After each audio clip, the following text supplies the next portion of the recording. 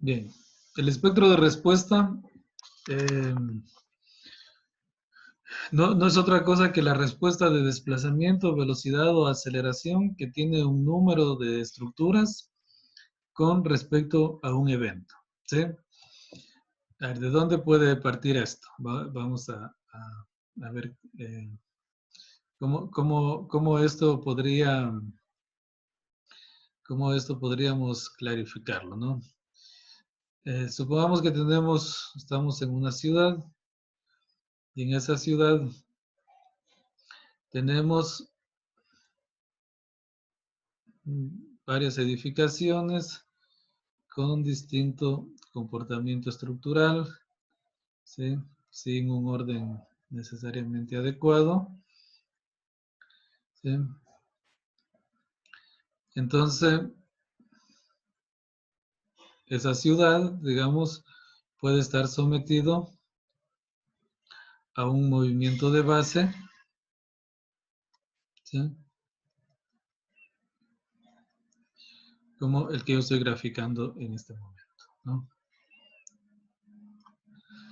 Bien, entonces, cuando ese movimiento de base afecta a las edificaciones de una ciudad, podría surgir alguna pregunta. Si yo tengo un registro sísmico, ¿cómo este registro sísmico afecta a cada una de las edificaciones? Las edificaciones pequeñas serán las que se ven mayormente afectadas, las edificaciones grandes, las medianas. ¿Cómo es el comportamiento de cada una de las estructuras ante un mismo evento sísmico? ¿Sí? Si ustedes recuerdan, cuando vimos el caso de movimiento armónico, mucha influencia tenía la frecuencia de la carga con respecto a la frecuencia de cada una de las estructuras. Decíamos que si la frecuencia de la estructura es muy cercana a la frecuencia de la carga, existe una amplificación de, de la respuesta sísmica, ¿no? Entonces, la pregunta que se puede hacer ahora es cómo el sismo afecta a cada una de estas. Habrán algunas edificaciones que tienen mayor o menor respuesta, podrá haber un efecto de resonancia, pues esas son las preguntas que se pueden resolver a partir de un espectro de respuesta, ¿no? Entonces, lo que se formuló y lo que se pensó fue hacer una representación de un sistema de varios grados de libertad, ¿sí? Un sistema de varios grados de libertad con diferentes periodos. Entonces, cada una de esas estructuras representa una edificación de una ciudad, ¿sí? Cada estructura va a estar representada estructuralmente, como sabemos en la parte dinámica, por T1, T2, T3, T4 y T5. ¿Sí? El periodo es una medida de la rigidez que tiene el sistema estructural, ¿no? Además, va a tener una masa, pero va a ser una masa concentrada, una masa unitaria, ¿sí? Y lo que podemos decir es que todas las estructuras van a tener un mismo valor de amortiguamiento. Vamos a poner por acá una masa unitaria, ¿no? Bien. ¿Sí? Entonces, todas las estructuras, insisto, tienen un periodo determinado distinto. La estructura pequeña tendrá un periodo mayor que la estructura mayor que tiene un periodo T5, ¿no? Todos tendrán una masa Y lo que diremos es que dependiendo, por ejemplo, del tipo de estructura, tendrán un valor de amortiguamiento, por ejemplo, 0,02 para todos. Puede ser de, por ejemplo, en este caso, estructuras de acero. Entonces lo que se hace es a estas estructuras, insisto, que representan la respuesta, que representan el comportamiento de diversas edificaciones de una ciudad, las sometemos a un evento sísmico. ¿Y qué es lo que hacemos? Lo que hacemos es hacer una gráfica. A ver si lo podemos mostrar por acá.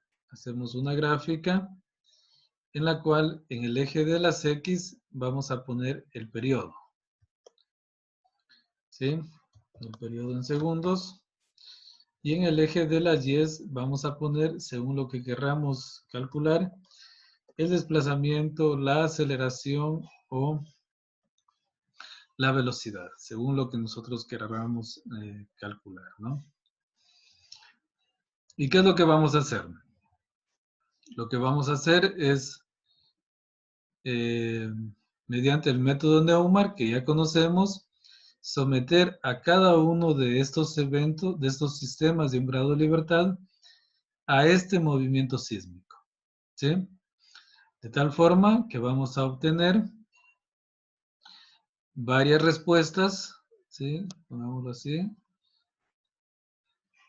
Vamos a ver si podemos graficarlo. De cada uno vamos a tener una respuesta sísmica, ¿no?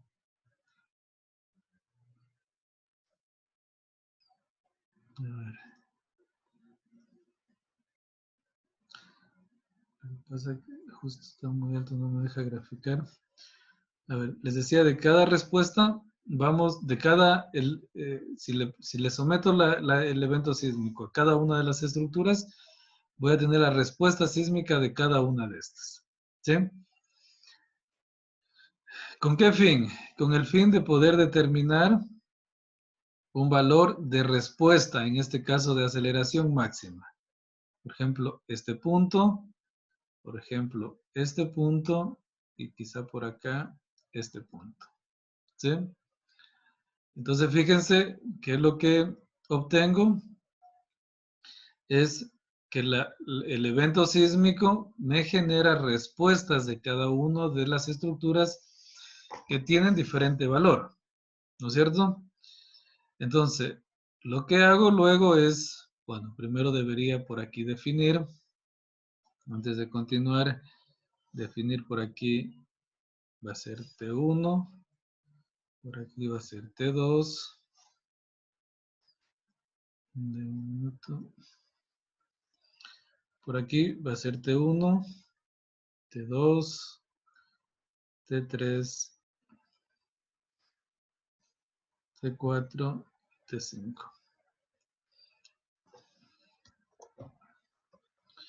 Voy a tener la respuesta del tiempo.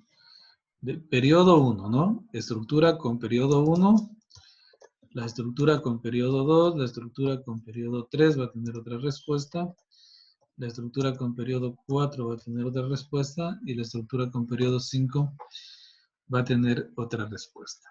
Y yo lo que voy a hacer es pasar la respuesta de aceleración, ¿sí?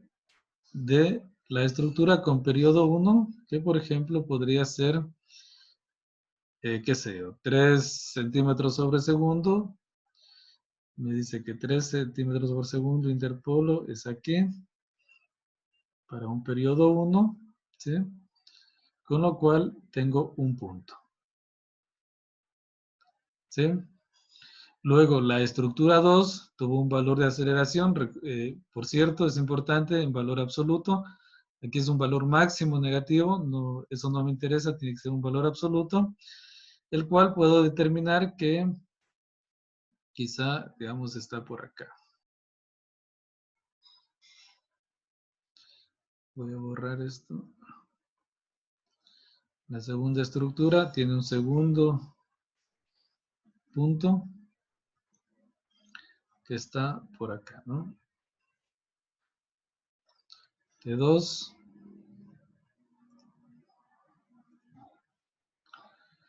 me permite obtener la máxima aceleración del punto, ¿sí? Esta es la máxima aceleración, con su periodo me permite obtener un segundo punto. Lo mismo hago para el tercer punto, la máxima aceleración, ¿sí? Con su periodo me permiten obtener un tercer punto. Si eso lo hago no para 5 estructuras, sino hago para 300 o para 3000, me permite obtener la respuesta de 300 estructuras. ¿Sí? Esa respuesta generalmente tiene una forma, bueno, diferentes formas, ¿no? Pero podría tener algo así. ¿Sí? Entonces, fíjense que en esta respuesta, en esta línea en rojo, yo estoy graficando cuál es la respuesta máxima, ¿sí? Que ha tenido estructuras que van de periodo 0 hasta un periodo, qué sé yo, 10, 20 segundos. El periodo, insisto, versus su respuesta máxima me permite obtener un punto en esta gráfica. ¿Sí? A esta gráfica se la denomina como espectro de respuesta, en este caso de aceleración. ¿Por qué es un espectro? Primero, ¿por qué es un espectro? Porque estoy considerando varias estructuras. ¿Sí? Lo que se denomina, ¿no? Estoy considerando como un espectro de estructuras. Ese espectro, pues bueno, está limitado, en este caso, por estructuras entre periodos desde 0 hasta, qué sé yo, 10 segundos. Entonces se llama un espectro. Y luego, ¿por qué de respuesta? Porque estoy obteniendo la respuesta máxima de cada una de estas estructuras. ¿Sí? Entonces yo grafico el periodo de la estructura versus su respuesta máxima y me permite obtener puntos, el cual al final la gráfica que se obtiene es un espectro. Si yo, en este caso, un espectro de aceleración, porque la máxima respuesta que obtuve fue la aceleración. Si yo obtengo la máxima respuesta de desplazamiento, pues obtendré el espectro de desplazamiento. Y si obtengo la máxima respuesta de velocidad, obtendré el espectro de velocidad. ¿Sí? Entonces, la pregunta que nos hicimos al inicio, tengo un sistema de edificaciones sometidos a un evento sísmico, ¿sí? Y yo quería saber cuál de las edificaciones o cuáles de las edificaciones es la que va a estar mayormente afectada por ese evento sísmico. Entonces, fíjense, ustedes podrían venir aquí al espectro y me dice que estructuras con periodo bajo tienen poca respuesta, estructuras con periodo mediano, digámoslo así, van a tener grandes respuestas, pero conforme aumentan las estructuras, perdón, aumentan los periodos, la respuesta va a decaer. ¿Sí?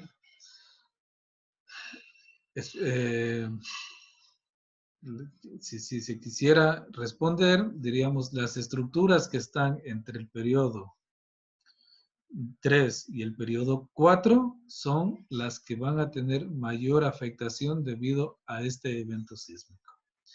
¿Sí? ¿Por qué? Porque estas estructuras son las que mostraron mayor respuesta o mayor daño ante el evento sísmico. ¿Cuál es la razón? Si bien el evento sísmico no tiene una frecuencia única, sí tiene frecuencias dominantes. Y quizás la frecuencia dominante de este evento sísmico es parecida a la frecuencia a las estructuras con periodo 3 y 4.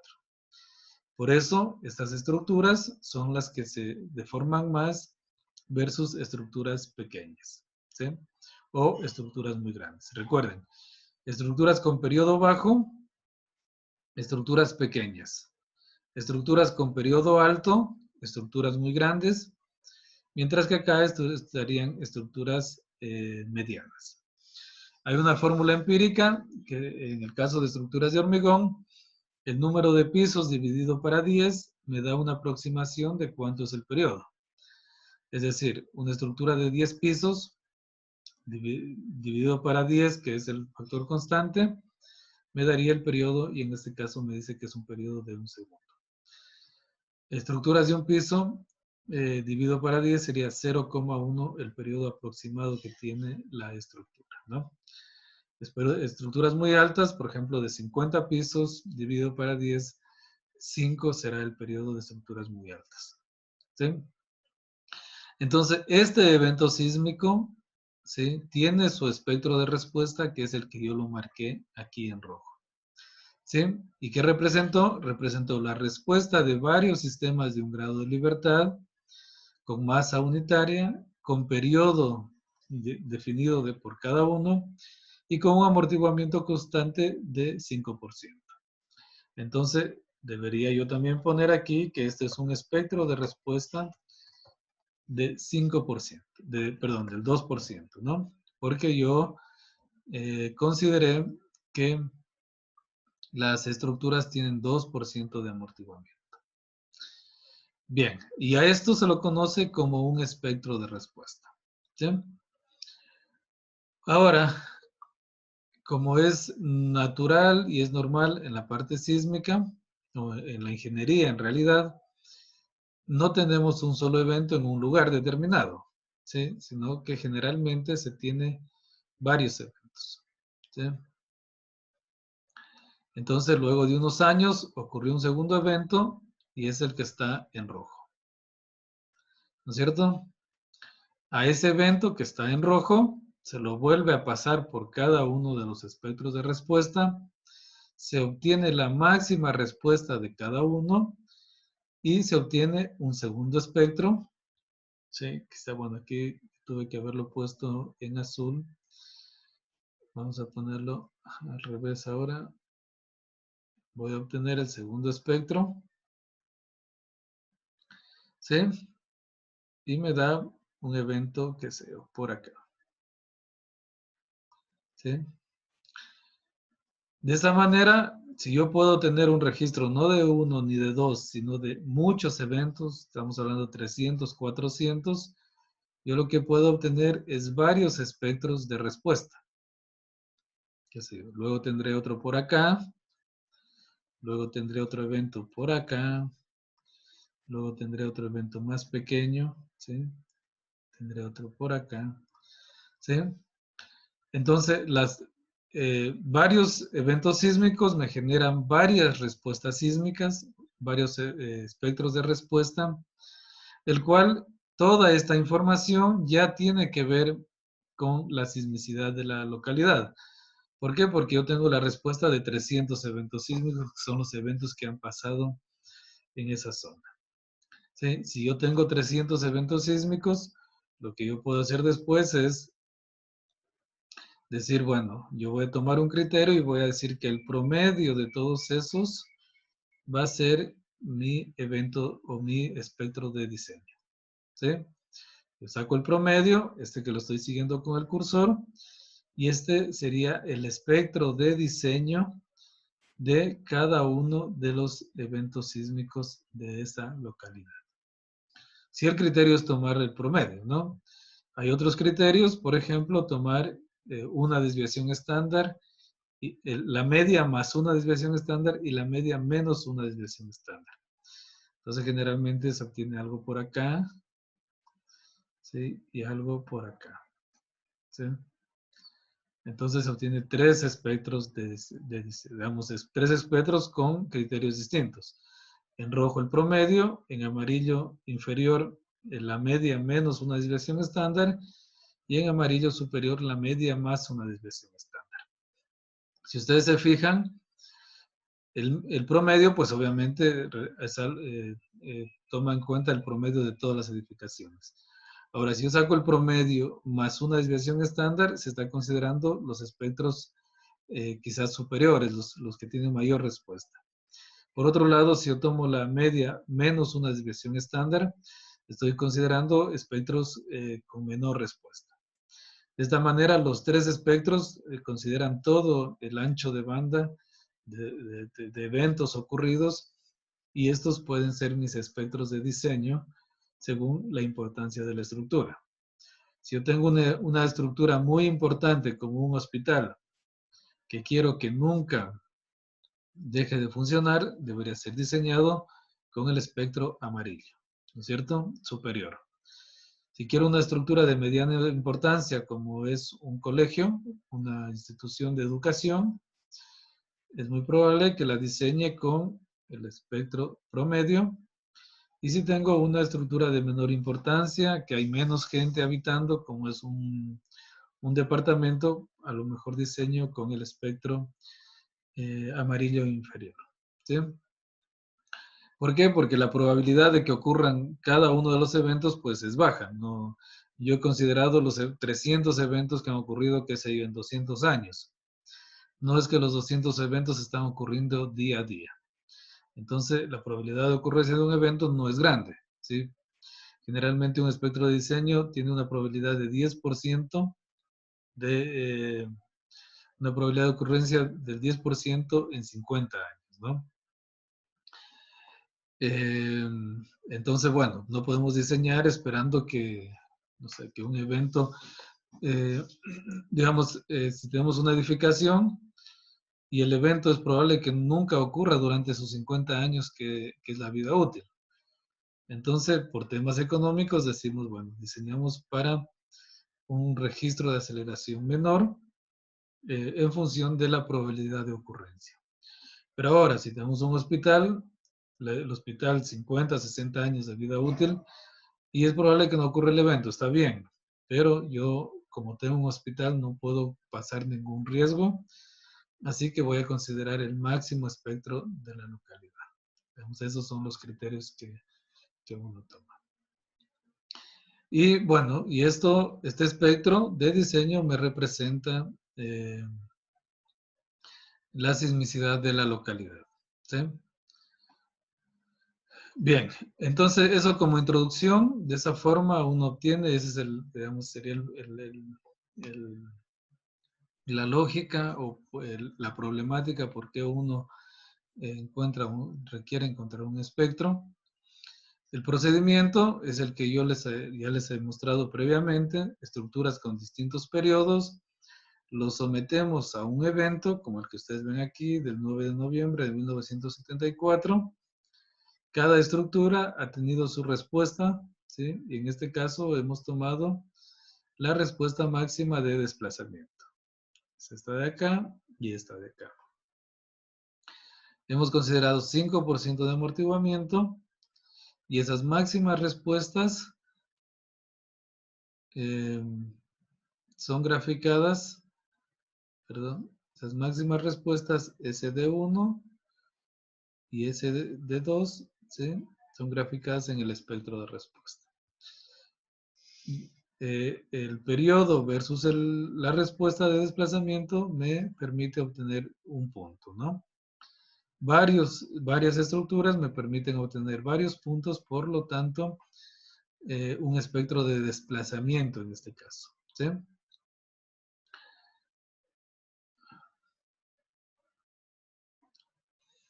Se puede obtener espectros de respuesta elásticos, de desplazamiento, velocidad y aceleración, encontrando la máxima respuesta en valor absoluto de desplazamiento, velocidad y aceleración. Esas respuestas máximas se las denomina como Q máximo, Q punto máximo y Q dos puntos máximo, ¿no?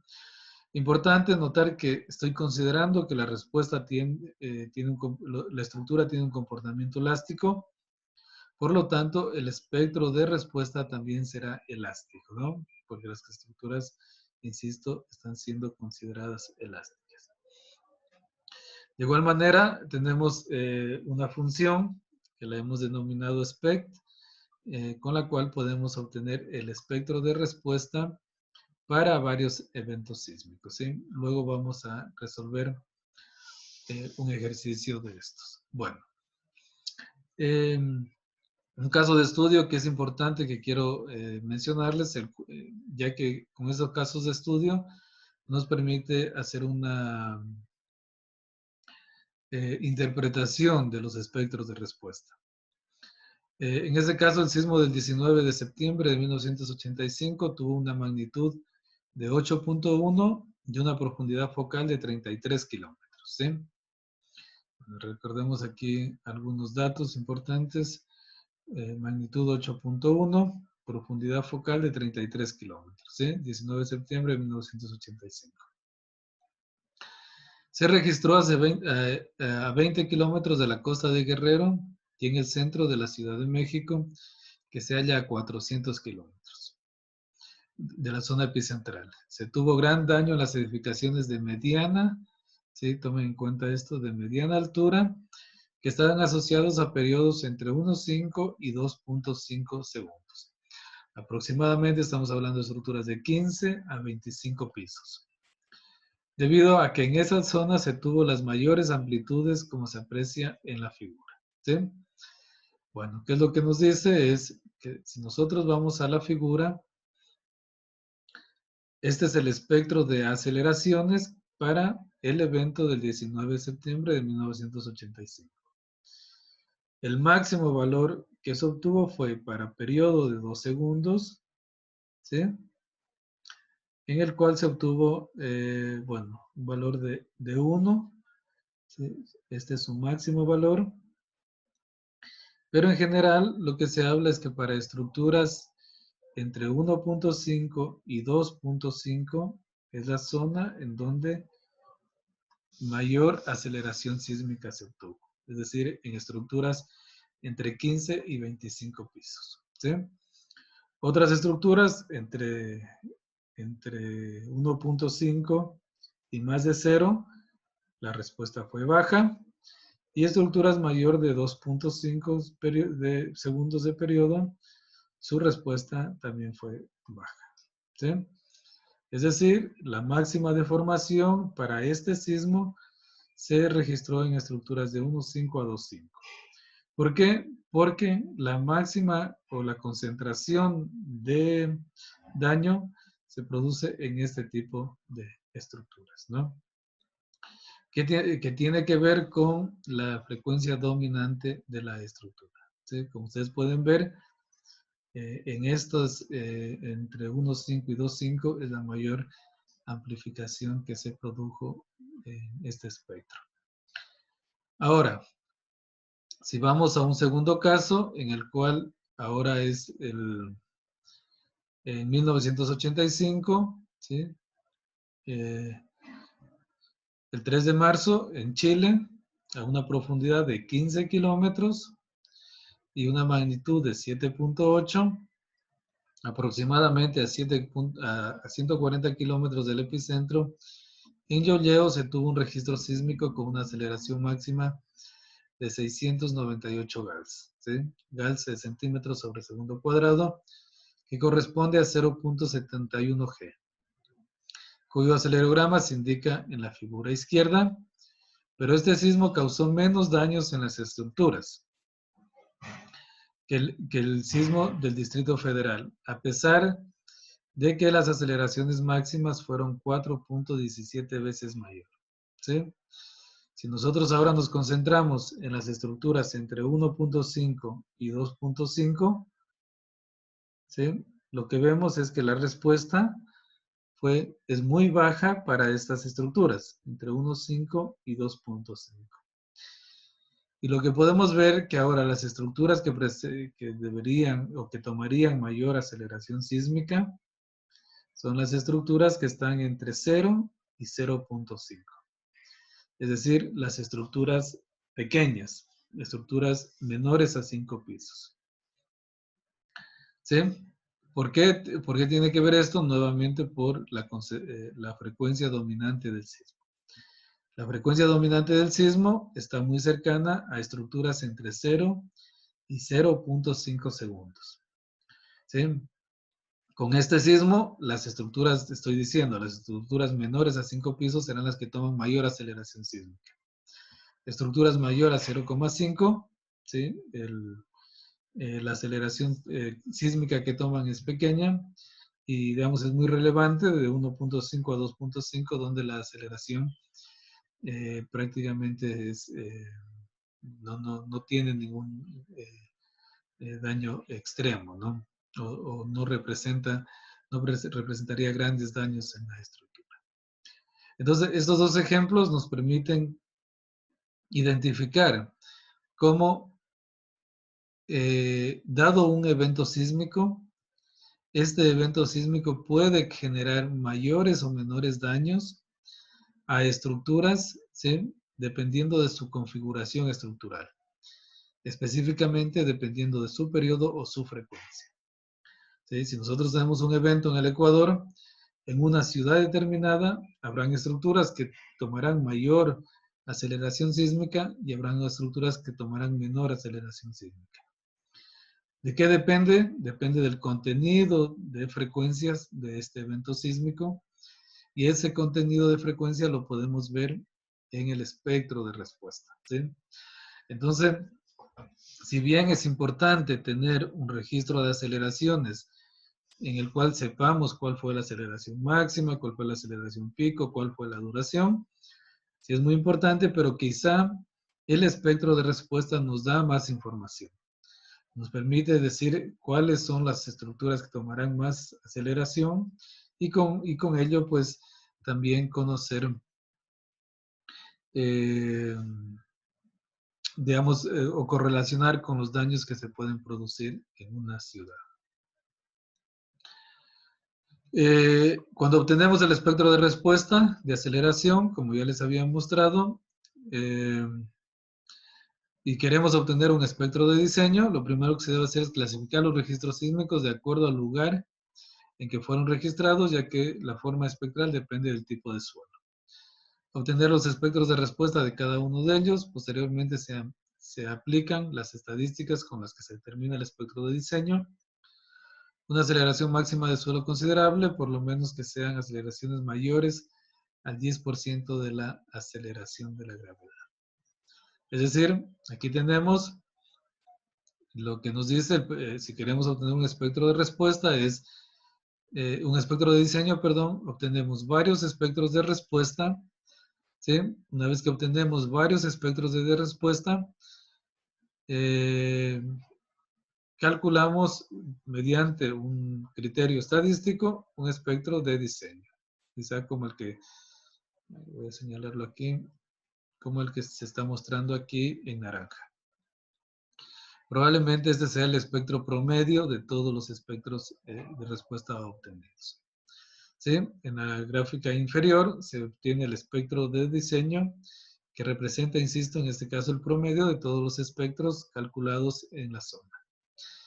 Y generalmente la norma lo que hace luego es suavizar, y el suavizado no es otra cosa que con pocas líneas, ¿sí? Uno poder obtener una gráfica.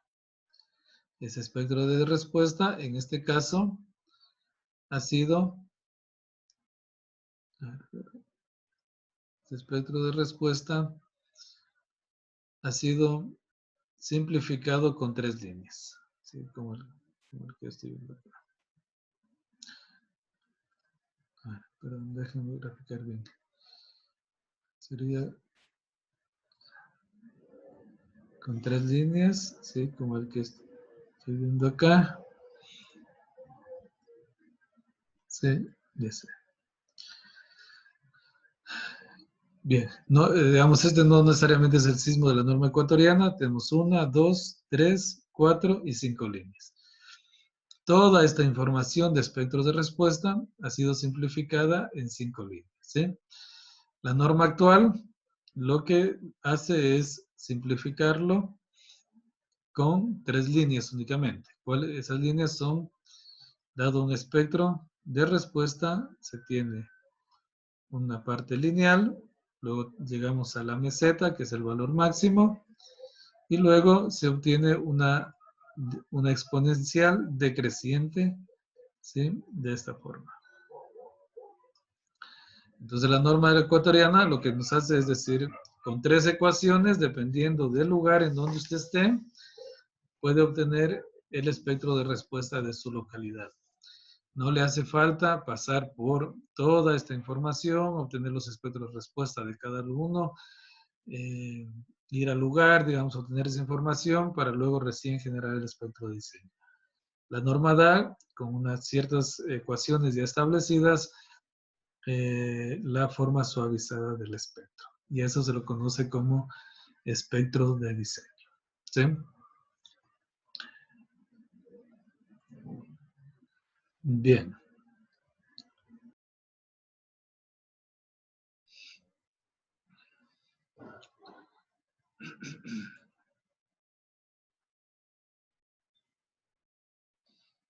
Bien. Entonces, este laboratorio tiene por objetivo comprender el comportamiento dinámico de sistemas estructurales con comportamiento, con amortiguamiento y sin amortiguamiento en vibración libre y excitados armónicamente. Del objetivo general se desprenden tres objetivos específicos, que es generar modelos dinámicos en el Laboratorio Virtual de Ingeniería Sísmica de la UTPL. El segundo objetivo es analizar los datos obtenidos de las diversas simulaciones dinámicas realizadas durante la práctica. Y el tercer objetivo específico es identificar sistemas mecánicos que describan comportamientos críticos. Bien, entonces la descripción de lo que hay que realizar es, digamos, es sencillo. Se tiene una estructura de un grado de libertad como la que se muestra en la gráfica. Su masa es 70 kilonewtons segundo cuadrado sobre metro y el periodo de 0,15 segundos. ¿Sí? La respuesta en vibración libre elástica no amortiguada considera las siguientes condiciones iniciales. Magnitud del impulso 10 kilonewtons sobre metro, duración 5 segundos. 2. La respuesta en vibración libre elástica amortiguada tomando las condiciones iniciales del ítem 1 y los siguientes valores de amortiguamiento, de 1 hasta 10%. ¿Sí? A ver, lo que decíamos es que dado estos datos, calcular, decíamos, la respuesta en vibración libre, dada la carga con impulso de 10 kilonewtons sobre metro y duración de 5 segundos. Además, se pide calcular la respuesta en vibración libre elástica amortiguada, tomando las condiciones iniciales del ítem 1 y las condiciones y los siguientes valores de amortiguamiento. Sí, que va de 1 hasta 10%. Luego se pide calcular la respuesta en vibración libre, no amortiguada, no lineal. En el caso del laboratorio van a tomar el modelo bilineal 1, considerando las condiciones iniciales del ítem 1, el esfuerzo de fluencia de 40 kilonewtons y los siguientes valores de coeficiente de rigidez post-fluencia. R, que va desde 0 hasta 1. ¿Sí? 0, 0,1, 0,2, 0,3, 0,4, ¿no? Y luego queremos la respuesta en vibración libre no lineal amortiguada considerando las condiciones iniciales del ítem 1, los valores de amortiguamiento del ítem 2 y los valores de fluencia del ítem 3. ¿Sí? Una vez que se hace toda esa combinación de datos, de modelos, perdón, y se obtienen todos los resultados, luego se pide los 4 primeros ítems corresponden a vibración libre. Luego lo que se pide es las mismas estructuras o los mismos ítems del 1 al 4, pero ahora no se consideran condiciones iniciales, sino se considera una carga armónica de 60 kilonewtons, seno de 30, ¿no? Actuando en la masa concentrada. Entonces, a ver, lo que hay que hacer es la misma estructura, considerar los 4 ítems primeros, pero ya no condición inicial, sino ahora amortiguado, con carga armónica de 60 kilonewtons por seno de 30. Entonces, de esto van a salir muchos cálculos, muchos datos, que la idea es que ustedes los puedan interpretar. Entonces, los requerimientos, aquí tenemos 7 requerimientos, que es desplazamiento, velocidad, es graficar, ¿no? Desplazamiento, velocidad y aceleración versus el factor de amortiguamiento. Para cada uno de los casos que resolvieron previamente, ¿sí? Recuerden que de esto salen muchas combinaciones, muchos datos y toda esa información debe ser mostrada mediante figuras. Y la primera va a ser desplazamiento, velocidad y aceleración versus factor de amortiguamiento. La segunda va a ser número de ciclos necesarios antes de que culmine la vibración versus el factor de amortiguamiento. Considere que la estructura tiene comportamiento lineal, desplazamiento, velocidad y aceleración versus factor de amortiguamiento y versus coeficiente de postfluencia. Como tienen tres variables, obtendrán una superficie en tres dimensiones. Y lo que se quiere es identificar la zona elástica y elastoplástica perfecta.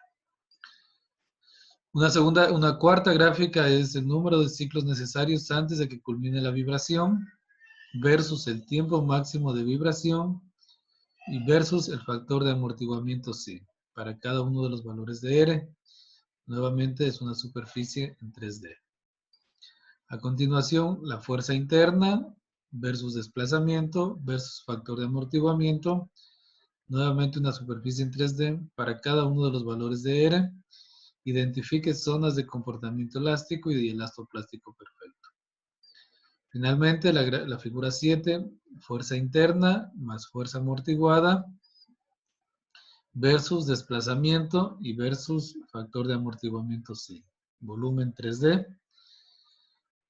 Para cada uno de los valores de R, nuevamente, identifique zonas de comportamiento elástico y elastoplástico perfecto.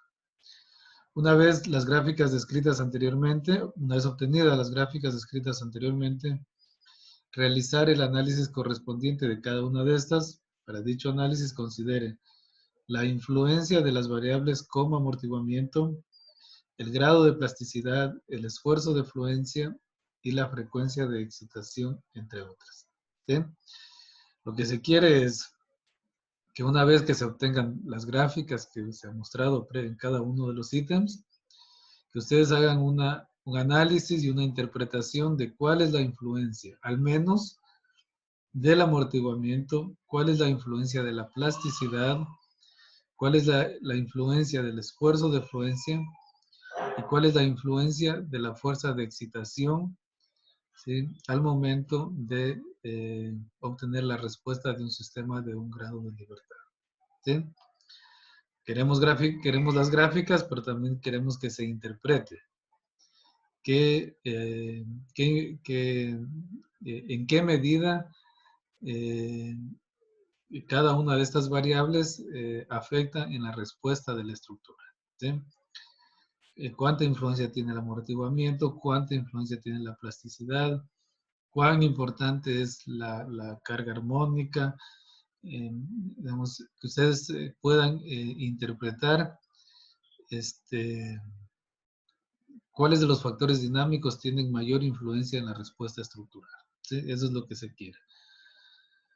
La fecha de entrega, va a haber 2 fechas de entrega. ¿Sí? Esto con el fin de poder revisar que ustedes van a ir avanzando, ¿no? La primera va a ser el martes 14 de julio y lo que se va a revisar es que ustedes hayan entregado los ítems del 1 al 3 hasta esa fecha. Son 2 semanas, del 1 al 3.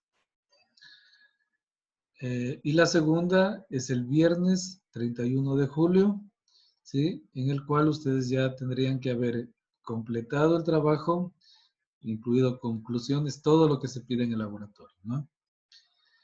El formato de presentación es en digital, en el EVA. Actualmente ya está el link cargado para que ustedes puedan ir cargando su información. El laboratorio de ingeniería sísmica es el único recurso que necesitan. Los libros de Chopra, de Clow, de Aguiar, de ahí pueden obtener toda la información necesaria para este laboratorio. ¿Sí? Entonces, bueno, no sé si tengan alguna duda. Me gustaría que lo lean bien al laboratorio, que revisen cada una de las gráficas que tienen que hacer. Si tengan alguna duda, me gustaría que la hagan llegar y yo les responderé a la brevedad posible, ¿no? No sé si tengan alguna pregunta ahora. Ingeniero, que para ¿Sí? el 14 solo sería poner en el laboratorio o hacer también lo de los requerimientos. Sí, hacer los requerimientos del 1 al 3. Ah, ya. Ujú. Sí. Esa es la primera revisión que se va a hacer. La segunda revisión es todo el laboratorio. Allá, Inge, gracias. Les voy a... va a haber la rúbrica, ¿no? Va a haber la rúbrica. Me parece que con la rúbrica ustedes se pueden guiar exactamente qué es lo que se necesita para que ustedes tengan claro de lo que tienen que cargar. ¿Sí? La dinámica sería ir al laboratorio, ingresar cada uno de los datos, obtener la respuesta, guardar esas respuestas en un Excel y para luego ir graficando, ¿no? Perdón, aquí me hace falta en los requerimientos un octavo que es, además del documento, los anexos, ¿no? De todos los datos que ustedes van a graficar. Ya les voy a agregar aquí como 8, ¿sí? Anexos, y en anexos serían todos los datos que ustedes descargaron de los análisis y con los cuales ustedes obtuvieron sus gráficas.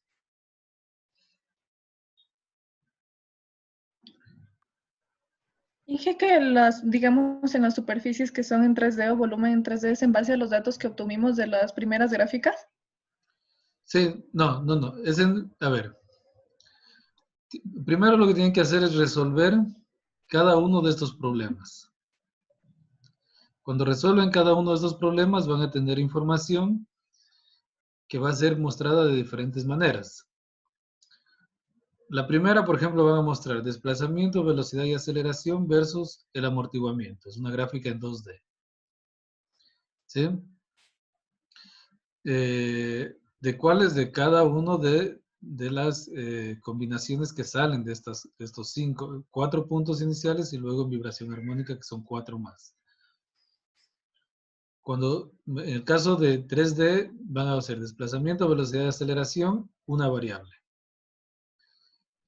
Versus factor de amortiguamiento, ¿sí? Es decir, con 1%, ¿cuánto fue la respuesta? Con 2%, ¿cuánto fue la respuesta? 3%, 4%, ¿no? Y versus coeficiente de postfluencia, R. Entonces de ahí sale una combinación y sale una superficie en 3D. Ay. ¿Para qué valores de R? 0, 0,1, 0,2, 0,3, 0,4, 0,5 hasta 1. ¿Sí? Entonces, esos datos, la idea es que los muestren aquí en una superficie en 3D. ¿Y qué es lo que Inge, queremos saber? Lo que queremos es que ustedes sepan interpretar cuál es la influencia del coeficiente de postfluencia, cuál es la influencia del amortiguamiento en la respuesta, ¿sí? En función obviamente del desplazamiento, velocidad y aceleración. ¿Qué sé yo? Digamos, ustedes podrán decir hasta cierto valor de amortiguamiento, ¿sí? O digamos, o el amortiguamiento tiene mayor influencia que el factor de fluencia para obtener la respuesta, o el factor de amortiguamiento, qué sé yo, pasado el 3% ya no tiene gran importancia, eh, o todo el factor de, digamos, los primeros valores de 1 a 3 no influyen en gran medida en la respuesta, como si en los últimos de 8, 9 y 10%. Eh, Quizá mucho amortiguamiento y mucha afluencia genera también que ya no haya vibración, se me ocurre. ¿Sí? Ese tipo de conclusiones queremos que ustedes las analicen.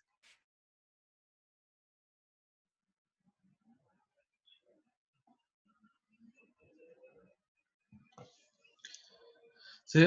Entonces, lo que yo les pido es que, obviamente, hay que hacer las gráficas, hay que, digamos, hacer el proceso de ingresar los datos y graficar, pero me interesa mucho que ustedes puedan interpretar la información, ¿no? Y esa interpretación es que ustedes muestren cómo actúan